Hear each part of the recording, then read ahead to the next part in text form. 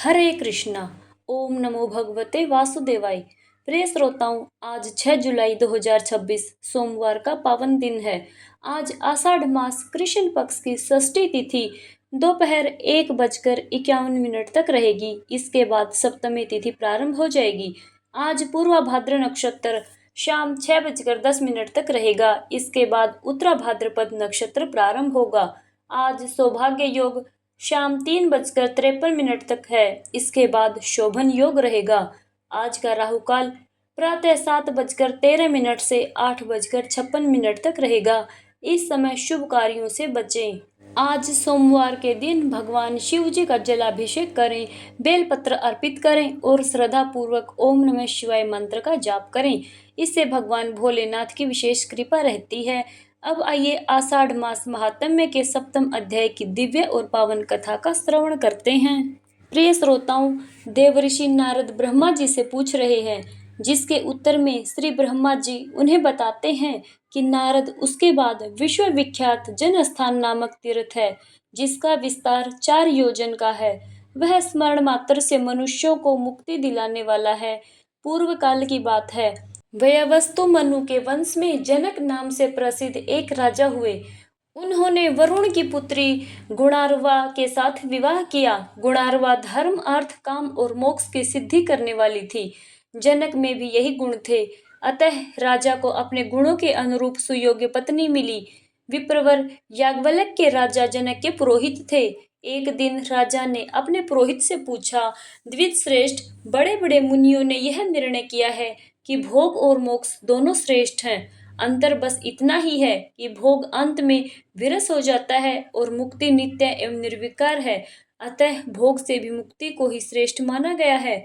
आप बताएं, भोग से भी मुक्ति की प्राप्ति कैसे होती है? सब प्रकार की आसक्तियों का त्याग करने से जो मुक्ति प्राप्त होती है वह तो अत्यंत दुख साध्य है। अतः जिस उपाय से अत्यंत सुखपूर्वक मुक्ति हो सके वह भी बताइए। तब याज्ञवल्क्य बोले, राजन, साक्षात भगवान वरुण तुम्हारे गुरुजन, ससुर और हितकारी हैं। उन्हीं के पास चलकर पूछिए, वे तुम्हें हित का उपदेश देंगे। फिर याज्ञवल्क्य और जनक दोनों राजा वरुण के पास गए और वहां जाकर उन्होंने मुक्ति का मार्ग पूछा। तब वरुण ने कहा, 2 प्रकार से मुक्ति प्राप्त होती है, एक तो कर्म करने से और एक कर्म ना करने से। वेद में यह मार्ग निश्चित किया गया है कि कर्म ना करने की अपेक्षा कर्म करना श्रेष्ठ है। धर्म, अर्थ, काम और मोक्ष, यह चारों पुरुषार्थ कर्म से ही बंधे हुए हैं। हे राजन, कर्म द्वारा सभी प्रकार के साध्यों की सिद्धि होती है। इसलिए मनुष्यों को सभी तरह से वैदिक कर्म का अनुष्ठान करना चाहिए। इससे वे इस लोक में भोग और मोक्ष दोनों प्राप्त करते हैं। अकर्म से कर्म पवित्र है। कर्म भिन्न भिन्न आश्रमों और वर्णों के अनुसार अनेक प्रकार के होते हैं। वर्णों और आश्रमों में भी 4 आश्रम कर्म के द्वारा माने गए हैं। उनमें भी गृहस्थ आश्रम अधिक पुण्यदायक है। उसे भोग और मोक्ष दोनों प्राप्त हो सकते हैं। यही मेरा मानना है। यह सुनकर राजा जनक और बुद्धिमान याज्ञवल्क्य ने वरुण का पूजन किया और पुनः यह बात पूछी, सूर्यश्रेष्ठ, आपको नमस्कार है। आप सर्वज्ञ हैं। बताइए, कौन सा देश और तीर्थ ऐसा है जो भोग तथा मोक्ष प्रदान करने वाला हो? वरुण ने कहा, इस पृथ्वी पर भारतवर्ष और उसमें भी दंडक वन पुण्यदायक है। इसमें किया हुआ शुभ कर्म मनुष्यों को भोग तथा मोक्ष दोनों प्रदान करता है। तीर्थों में गौतमी गंगा श्रेष्ठ है। वे मुक्तिदायिनी मानी गई हैं। वहाँ यज्ञ और दान करने से मोक्ष की प्राप्ति होगी। वरुण का यह उपदेश सुनकर याज्ञवल्क्य और जनक उनकी आज्ञा लेकर अपनी पुरी में वापस लौट आए। फिर गंगा तीर्थ पर जाकर राजा जनक ने अश्वमेध आदि यज्ञ किए और विप्रवर याज्ञवल्क्य ने उन यज्ञों में आचार्य का कार्य किया। गौतमी गंगा के तट पर यज्ञ करने से राजा को मोक्ष की प्राप्ति हुई। फिर जनक वंश के बहुत से राजा क्रमशः वहां आकर यज्ञ करते और गोदावरी की कृपा से मोक्ष के भागी होते रहे। तभी से यह तीर्थ जन स्थान के नाम से विख्यात है।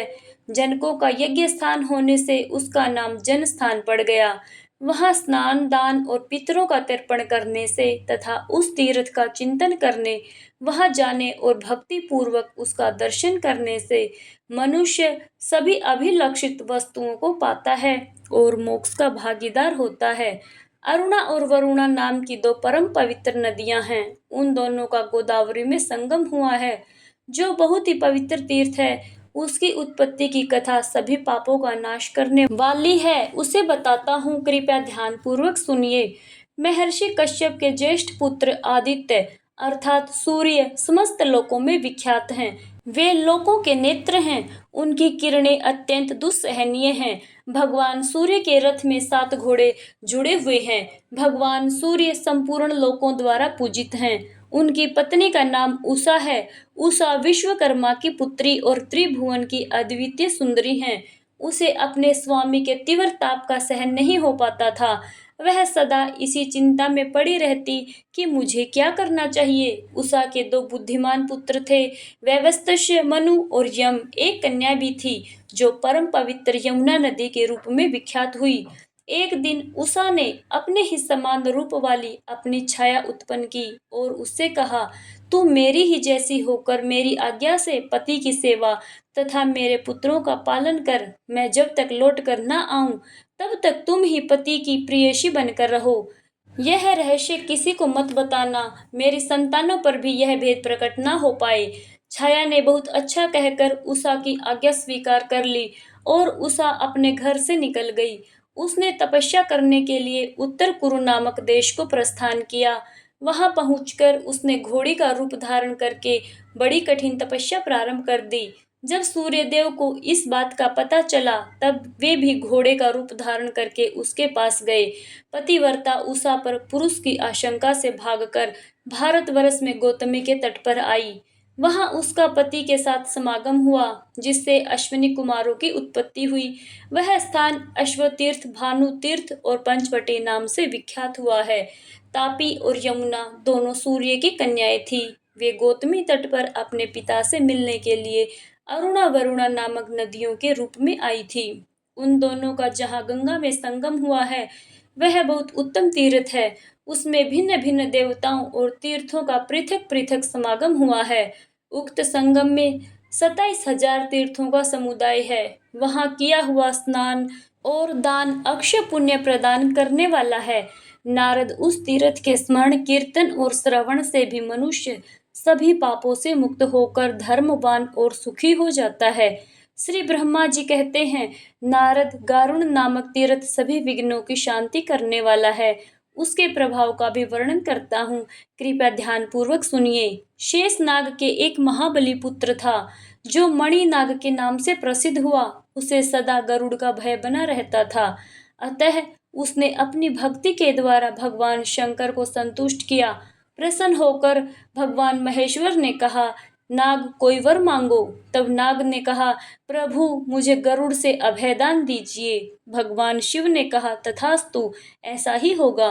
तुम्हें गरुड़ से कोई भय ना हो। वरदान पाकर मणि नाग गरुड़ से निर्भय होकर बाहर निकला। वह क्षीर सागर के समीप, जहाँ भगवान विष्णु शयन करते हैं, इधर उधर विचरने लगा। जहाँ गरुड़ निवास करते थे, उस स्थान पर भी वह जाया करता था। गरुड़ ने उस नाग को निर्भय विचरते देख पकड़ लिया और अपने घर में लाकर डाल दिया। इसी बीच में नंदी ने जगदीश्वर भगवान शिव से कहा, हे देवेश्वर, अब मणि नाग नहीं आता है। जान पड़ता है कि गरुड़ ने उसे खा लिया या फिर बांध रखा है। अगर वह जीवित होता तो यहाँ आए बिना न रहता। नंदी की बात सुनकर भगवान शिव ने नाग की अवस्था को जान लिया और कहने लगे, वह नाग तो गरुड़ के घर में बंधा पड़ा है। नंदी, तुम शीघ्र जाकर जगदीश्वर भगवान विष्णु की स्तुति करो और गरुड़ के द्वारा बंधन में डाले हुए नाग को मेरे कहने से ले आओ। प्रभु की बात सुनकर नंदी स्वयं ही लक्ष्मीपति के पास उपस्थित हुए और भगवान शिव की कही हुई बातें वहां जाकर निवेदन पूर्वक कही। तब भगवान श्री हरि नारायण ने प्रसन्न होकर गरुड़ से कहा, वितानंदन, मेरी बात मानकर नंदी को वह नाग लौटा दो। लेकिन गरुड़ से नंदी को वह नाग देना स्वीकार नहीं किया और गर्व से कहने लगा, मैं आपका भृत्य हूँ, मैं नाग को लाया हूँ और आप उसे नंदी को दे रहे हैं। स्वामी तो सेवकों को दिया करते हैं, परंतु आप तो मेरी प्राप्ति को छीन रहे हो। मेरी शक्ति आप जानते ही हो, मेरे ही बल से तो आपने संग्राम में दैत्यों पर विजय प्राप्त की। भगवान विष्णु ने गरुड़ की बात सुनकर सबके सामने हंसकर कहा, पक्षीराज, ठीक है, तुम्हारे ही बल से मैंने असुरों पर विजय पाई है। फिर भगवान ने क्रोध न करके कहा, गरुड़, मैं मानता हूँ तुम में विलक्षण शक्ति है, पर तुम मेरी इस कनिष्ठ अंगुली को तो वहन करो। इतना कहकर भगवान ने अपनी अंगुली गरुड़ के मस्तक पर रख दी। गरुड़ अंगुली का भार तक नहीं सह सके। तब गरुड़ ने दीन भाव से लज्जित होकर हाथ जोड़कर प्रार्थना की और कहने लगे, मैं आपका अपराधी सेवक हूँ, हे प्रभु, मेरा परित्राण कीजिए। फिर उन्होंने माता लक्ष्मी से प्रार्थना की। लक्ष्मी जी ने कृपाकुल होकर जनार्दन से कहा, नाथ, विपन्न भरत की गरुड़ की रक्षा कीजिए। तब भगवान ने नंदी से कहा, नंदिकेश्वर, तुम गरुड़ के साथ ही नाग को महादेव जी के पास ले जाओ। बहुत अच्छा कहकर नंदी गरुड़ और नाग के साथ धीरे धीरे शंकर जी के पास गए और सब समाचार उन्हें कह सुनाया। तब शंकर जी ने गरुड़ से कहा, महाबाहु, तुम लोक पावनी गौतमी गंगा के पास जाओ। वे समस्त अभिष्ट वस्तुओं को देने वाली हैं। उस शांतिमय सरिता में स्नान करने से तुम्हें समस्त इच्छित वस्तुएं 100 गुनी अथवा सहस्त्र गुनी होकर मिलेंगी। गरुड़, जो सभी प्रकार के पापों से संतप्त हैं, दुर्दैव से जिनका उद्योग नष्ट हो गया है, उन प्राणियों के लिए मनोवांछित फल प्रदान करने वाली गोदावरी नदी ही शरण है। भगवान शिव की यह बात सुनकर गरुड़ प्रणाम करके चले गए। गोदावरी के तट पर पहुंचकर उन्होंने जल में स्नान किया और भगवान शिव तथा विष्णु के चरणों में मस्तक झुकाया। फिर उनमें पूर्ववत वेग आ गया और वे उड़कर भगवान श्री हरि विष्णु के समीप चले गए। तब से वह समस्त अभिष्ट वस्तुओं को देने वाला तीर्थ गरुड़ तीर्थ के नाम से प्रसिद्ध हुआ। वत्स, नारद, मनुष्य मन और इंद्रियों को संयम में रखते हुए वहां स्नान आदि जो भी काम करता है, वह सब अक्षय तथा शिव और विष्णु को प्रिय लगने वाला होता है।